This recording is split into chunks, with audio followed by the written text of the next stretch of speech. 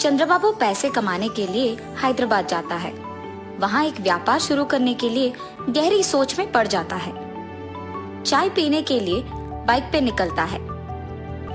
Circle के पास traffic police कुछ लोगों को समझाते रहता है। उसी तरफ जाते हुए चंद्रबाबू को पुलिस पकड़ लेता है। सर क्या हुआ, आपने मुझे क्यों पकड़ा?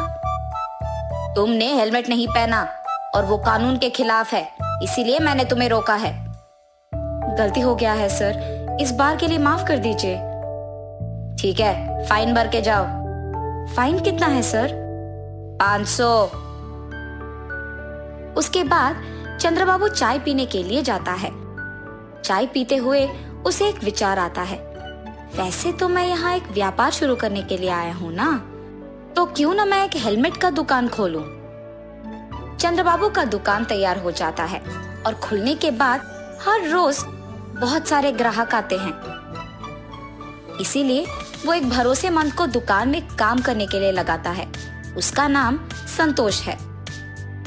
मैं बाहर काम पे जा रहा हूँ संतोष। जी साहब, मैं यहाँ दुकान संभालूंगा। ऐसे कुछ दिन बीत जाते हैं। उसका व्यापार अच्छा चल रहा था और बहुत लाभ भी आता है। लाभ को देख संतोष लालची बन जाता है।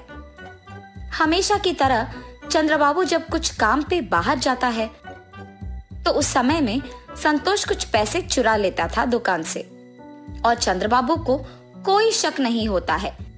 ऐसे ही कुछ दिन गुजर जाते हैं। संतोष, तुम्हारा वेतन कम है ना? जी साहब। ठीक है, अब से तुम्हारा वेतन होगा 10,000 रुपए। बहुत बहुत शुक्रिया साहब। अब से इस दुकान का ख्याल तुम्हें ही रखना होगा, ठीक है? मुझे गांव जाना होगा, वहां कुछ काम है। 10 दिन बाद आऊंगा।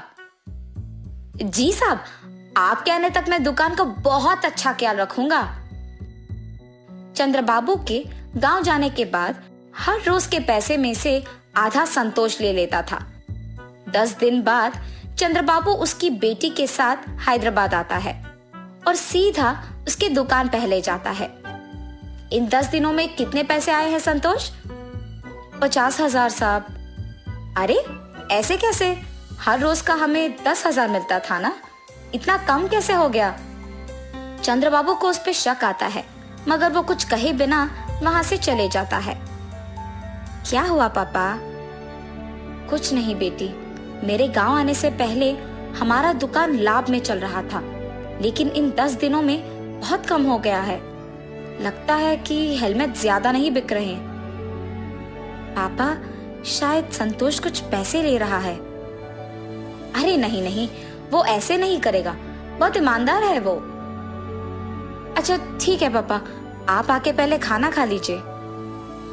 सुबह के समय में दिव्या दुकान को किसी के आने से पहले एक सीसी कैमरा लगवाती है और वहां से चले जाती है। हमेशा की तरह रोज के पैसों में से कुछ संतोष ले लेता है और ये सब दिव्या सीसी कैमरा के फुटेज में देखती है। लेकिन सीसी कैमरा के बारे में दिव्या के अलावा और किसी को नहीं पता था। दिव्या उसके पिता को ये सब दिखाती है और चंद्रबाबू को बहुत गुस्सा आता है। संतोष, तुमने मुझे धोखा क्यों दिया? मैंने कुछ नहीं किया साहब। हर रोज दुकान से तुम ही पैसे निकाल रहे हो। अयो नहीं साहब, मैंने नहीं लिया। ये लो सबूत। उसे देख संतोष के मुंह से एक शब्द नहीं निकलता है। मुझसे बहुत बड़ी गलती हो गई है साहब, मुझे माफ कर दीजिए। तुम धोखा दिया, अब तुम्हारा यहाँ कोई जगह नहीं हो सकता है। अगर कोई हम पे भरोसा रखता है तो हमें उनका भरोसा ऐसे नहीं तोड़ना होगा। धोखा देना बुरा है। कहानी अच्छी लगी तो चैनल को सब्सक्राइब करो प्लीज।